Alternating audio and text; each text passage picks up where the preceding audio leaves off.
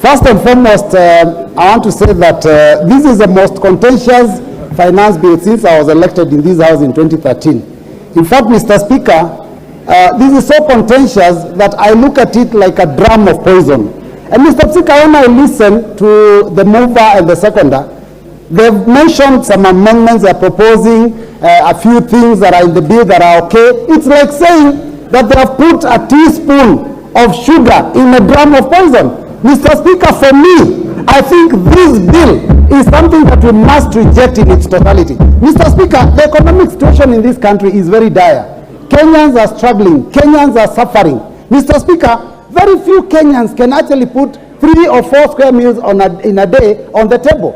Mr. Speaker, Kenyans are asking themselves, do we put food on the table for our children, or do we pay fees, do we buy clothes? Everything is difficult. Life is difficult. Mr. Speaker, that is one of the reasons why you saw our team of Azimio going to the streets, because we are feeling that somebody needs to start caring for the hustlers. Mr. Speaker, 1,000 shillings a few months ago could buy, maybe even fill a paper bag.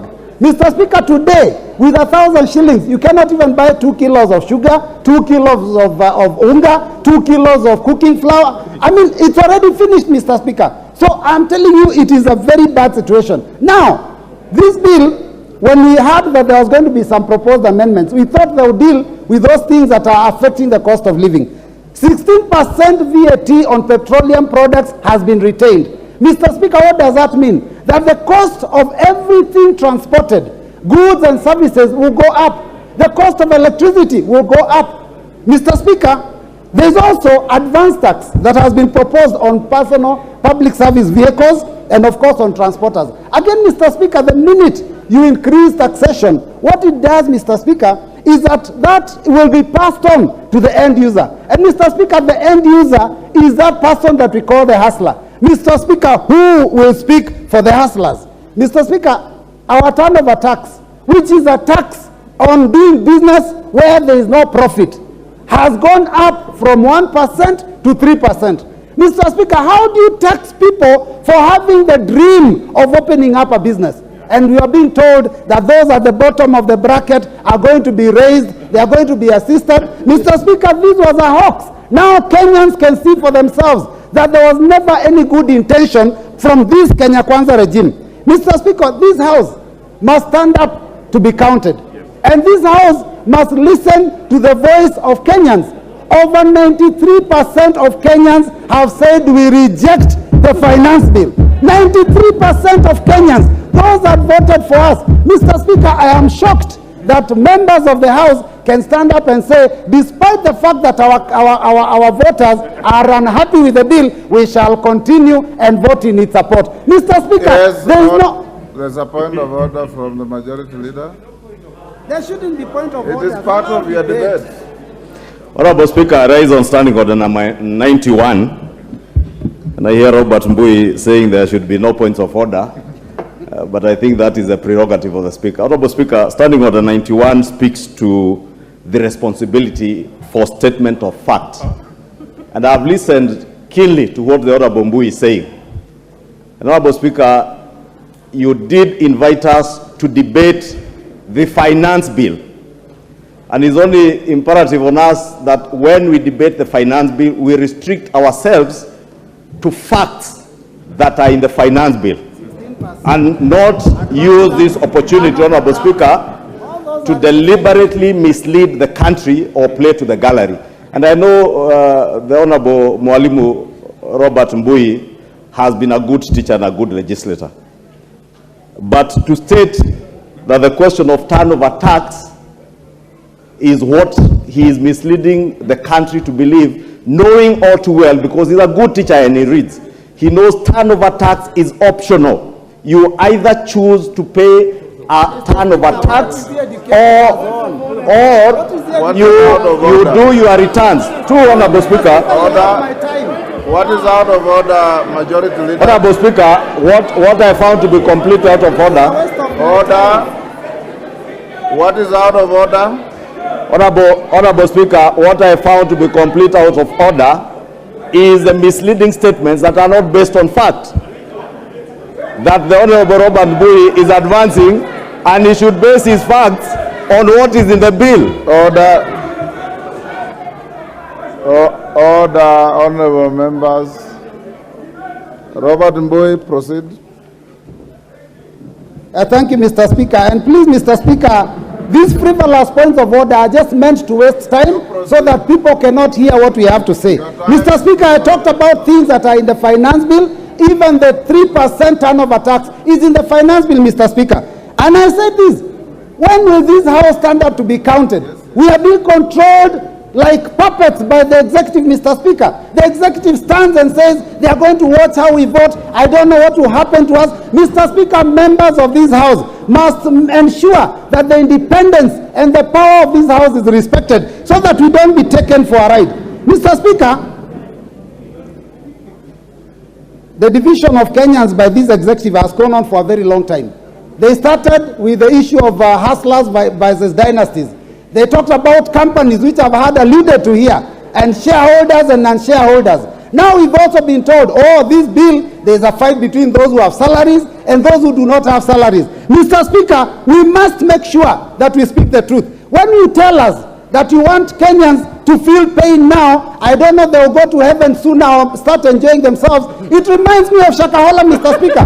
That is what the people of Shakahola told people. They told them, sell all your assets, come to us, starve and suffer in pain, then die and see heaven. Mr. Speaker, we do not want our hustlers to die. We will speak for them. They are suffering enough, Mr. Speaker. This bill, we cannot allow it to continue hurting them more than that, Mr. Speaker. Mr. Speaker, we have had, I've mentioned, Kenya is not highly taxed because I think, I don't know, Tunisia, Morocco, they are taxed more. Their tax to GDP is higher. How do you compare Kenya with some of those countries? The average salary in Tunisia is 176,000 a month. Average salary in South Africa is 187,000 a month. Average salary in Morocco is 263,000 shillings a month. The average salary of a Kenyan is 22,000 shillings. How do you compare night and day? Mr. Speaker, let us talk the truth. Mr. Speaker, you know, when I listened to this team when they were speaking during the Kenya Kwanza team during the campaigns, they talked about raising the hustlers. In this finance bill, there is a proposal to tax welfare groups. Welfare groups are those chamas of our women when they put money together, Mr. Speaker, so that they can do table banking. 1,000 shillings each, they put it together, then it is taken by one. Now this team wants to tax that money, take money that these women have worked hard for, the hustler women of this country, the mamamboga, the boda boda. Can you people be fair to Kenyans? Members, let us stand up and oppose this bill, all of us. The voters are watching. The voters are watching. And I can tell you, those three people that you are respecting so much, when you lose the next election, they will not pick your calls. And by that time, even these positions of cabinet, I don't know, CASs, we will have fought them, we will have removed them. They will no longer be there. So members, please, let us vote. This bill. The Speaker, I have been here long enough now, and I can tell you, this is the first time we have come across a bill proposed by the regime in power, a bill that is totally insensitive to the plight of the people. The Speaker, how deceitful can we be? How can you go around the country promising hapless Kenyans, poor Kenyans, heaven, and yet 6-7 months down the road, you come up with a bill that essentially seeks to choke them to death? Mr. Speaker, how can it be possible on earth, Mr. Speaker, that a government can forget about the people, the very people it's supposed to protect, and turn around to actually kill them, literally, Mr. Speaker? Mr. Speaker, it is also the first time that I've witnessed a situation where a bill is being introduced in this house and somebody, a head of a political party which is in power, issuing threats, open threats to members of parliament, that unless you vote in this direction, you will see. That unless you vote for this bill, you will be in problem. That unless you toe the line, you will know who I am. Mr. Speaker, in which country are we living? Mr. Speaker. If this is not dictatorship, what then is dictatorship, Mr. Speaker? Mr. Speaker, going through this bill. So are we talking about? Honorable Speaker, the issue of VAT on fuel has been spoken to. But the fact of the matter is that this will affect everybody. And Honorable Speaker, across the world, finance bills are negotiated. Honorable Speaker, in the last parliament, I remember the regime then, the Jubilee regime, wanted to move VAT to 16. And out of negotiations weighing the situation of the economy, we settled out of negotiations at 8%. I would request that, because this is going to affect so many other, the economic issues down there, we at the very worst leave it where it is. Honorable Speaker, on the housing levy, Honorable Tiende brought the element of it being a county function. And I think we consider that seriously. But I wanted also to say something, Honorable Speaker. Honorable Speaker, in addition to the fact that this is a county thing, it is not defined clearly how you will benefit out of your contributions into this levy. And I think in as much as some people may want to push it, let us define. If it were not a tax, Honorable Speaker, it would define how you benefit. We are levied for NHIF, NSSF, and others, but you can benefit. How are you benefiting directly on this? If you are not, Honorable Speaker, I fear we may be going into violation of Article 40 on people's property rights. Honorable Speaker, there is an issue in... Mr. Speaker, I oppose this bill in entirety, and I submit that this bill is irredeemably and irretrievably bad and inimical to the well-being of Kenyans at large. Mr. Speaker, that is actually essentially conceded by the chair of the committee. Because you realize, Mr. Speaker, that in moving the bill, he actually ended up moving the report rather than the bill. And he essentially dwelled so much on the things to be removed from the bill rather than the contents of the bill. That means, Mr. Speaker, that the right thing to do is to reject the bill so that we go back to the drawing board. Alternatively, they withdraw it and put all those things in the bill that they will bring. Because to say we intend to is a wish proposition. There is no assurance that it will be done. Mr. Speaker, 90% of Kenyans have rejected this bill. 90%. And the majority of all those who submitted their memos have also rejected this bill. Mr. Speaker, it's for a very simple reason. And the reason is this. Excessive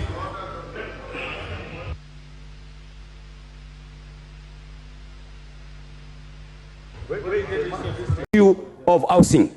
I am the vice chair of housing, and I'm not ashamed of standing here to say I am so impressed by the outcome of this amendment. Mr. Speaker, this clause addresses the need for housing in slums, which are in Nairobi, Kisumu, Mombasa, Eldoret, and Nakuru. Mr. Speaker, we are members of parliament in these chambers who are leading constituencies where 50% of their residents stay in slums. What we are trying to do and what the Kenya government is doing is to uplift the standard of these people according to... Kenya kupata uhuru mwaka wa 1963 Kenya imekuwa ikiongozwa na masuala ya kukopa. Kila mwaka ni kukopa, kulipa wafanyikazi wa serikali, kukopa, kuleta maendeleo, na ndio maana sasa imefika mahala ambapo tunataka kusema ya kwamba tutajinyima, tutajizuia na mikopo, tuanze kujifunza kutafuta hela miongoni mwa Wakenya na kujikomboa katika minyororo ya kukopa kila mwaka.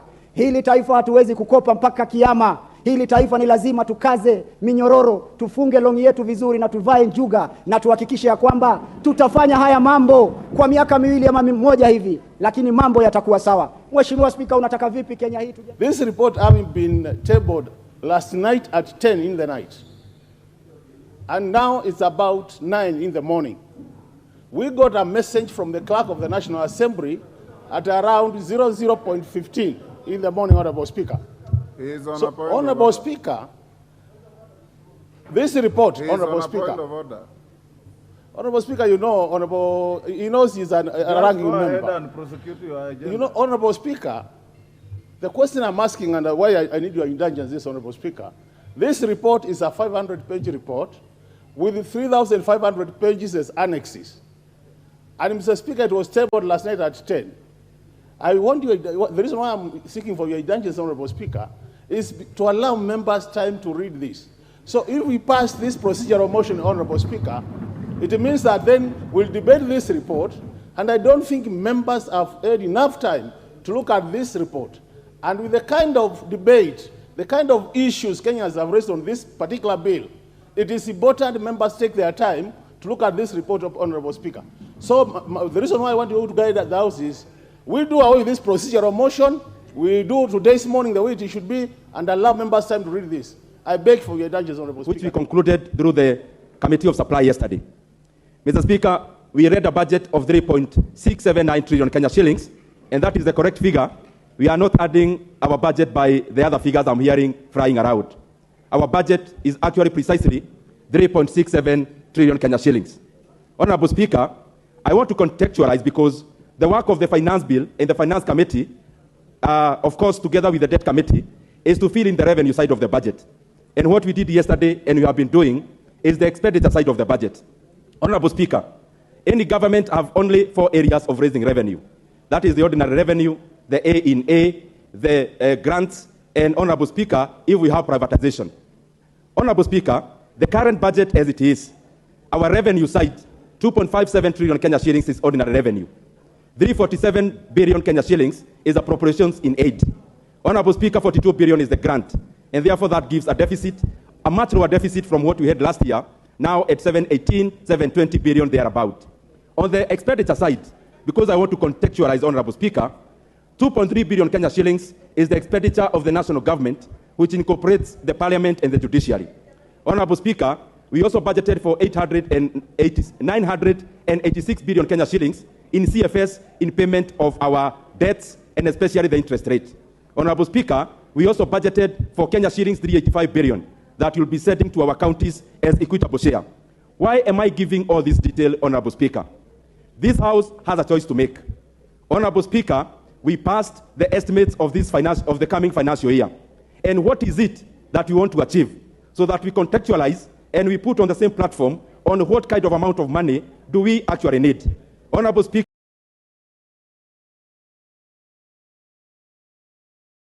Speaker, whatever I have enumerated on the revenue side and the expenditure side balances. And therefore, any variation on the revenue side has to have a corresponding effect on the expenditure side. Honorable Speaker, out of the 3.679 trillion Kenya shillings, we are spending the same taxes we are collecting, the same revenue we are collecting through the finance side of the budget. Honorable Speaker, 630 billion Kenya shillings is going to the education of the Kenyan children. Honorable Speaker, through this budget, and of course being supplied by the resources from the finance bill, we have been able to add an extra 10 billion Kenya shillings to those of us who are in JSS, junior secondary schools, Honorable Speaker, to capitalize the students. Honorable Speaker, through the same revenue that we are collecting, we have been able to double our HELB allocation from this exiting year of 15 billion to 30 billion Kenya shillings, Honorable Speaker. Honorable Speaker, through the same revenue, we have been able to add Kenya shillings 10 billion to NGCDF, Honorable Speaker, where every constituency will be receiving 25 million to 45 million, depending on the formula, in the next financial year. Honorable Speaker, we have been able to add and actually double the amount of money we give to Public Service Commission in terms of hiring interns. Next year, Honorable Speaker, we are going to hire 8,000 interns instead of the 4,000 that we are hired this financial year. Honorable Speaker, we have been able to allocate 249 billion Kenya shillings to our roads.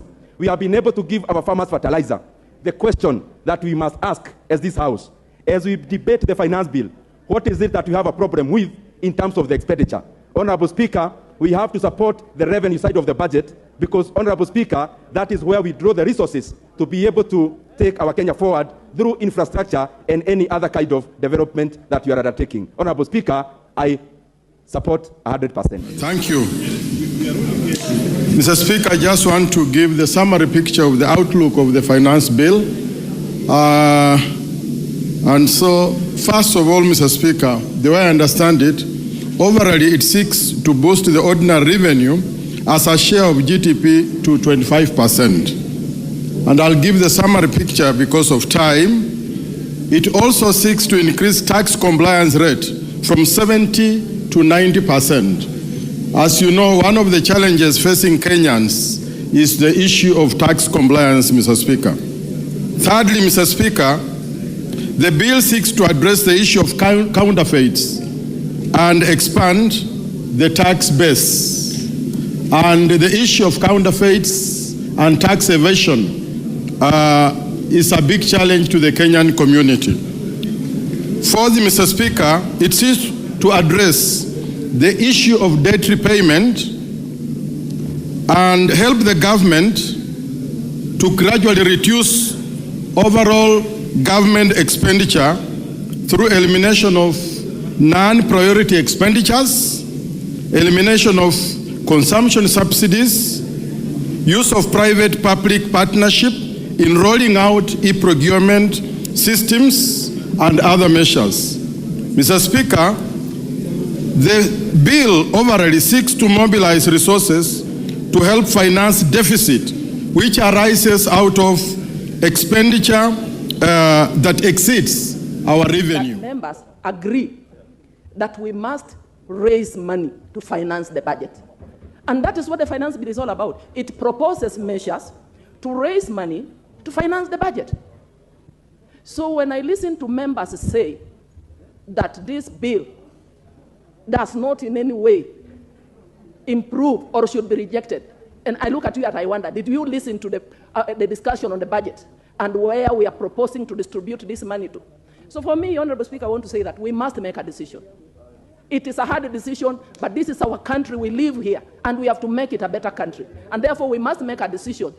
And the elephant in the house is the chairman of the budget has just enumerated, reminded us on the figures, what our budget is. And we know how we borrowed heavily in the past, and that is what brings us to the state in which we are today. 60% of our revenue goes towards paying the loans that we owe. And therefore, we can decide to choose. We talk of subsidies to continue. We talk of less taxes. Yes, you can choose to go that direction. But the question you should ask yourself, for how long shall you be able to sustain the subsidies? And I hear people saying, when we reduce taxes and we continue to give subsidy, we attract more investment, and then the country is able to grow.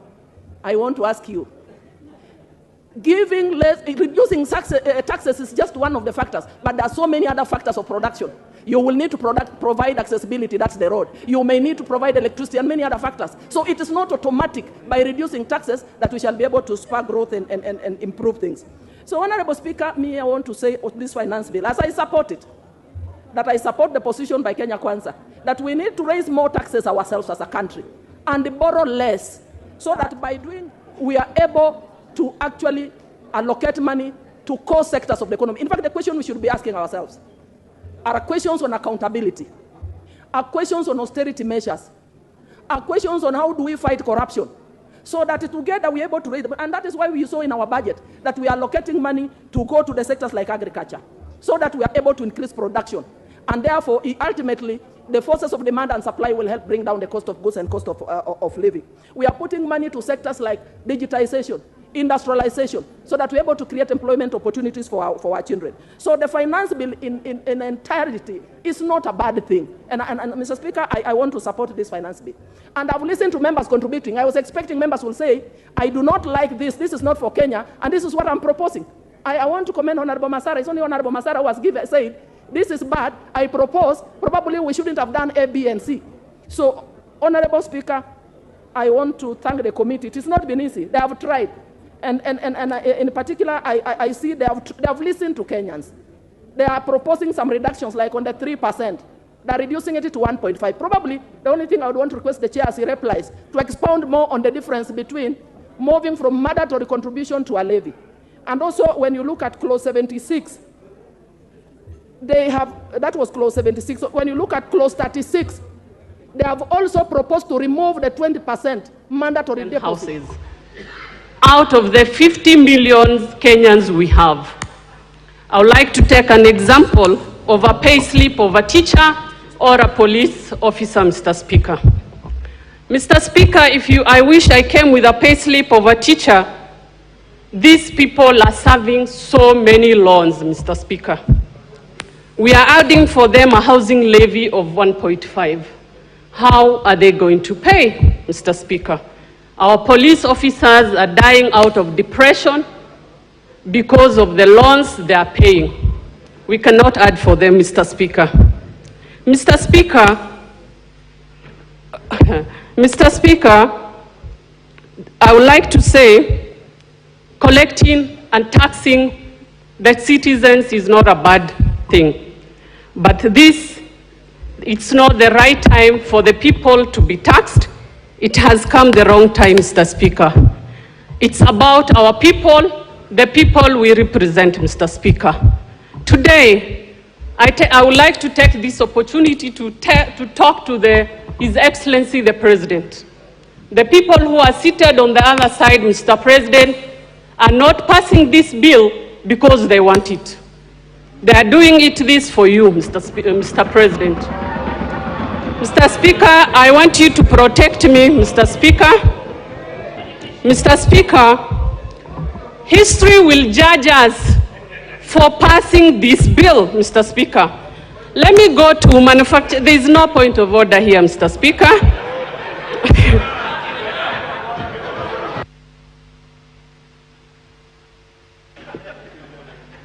Point of order, Honorable Speaker. Honorable Speaker, we are debating the report on the Finance Committee.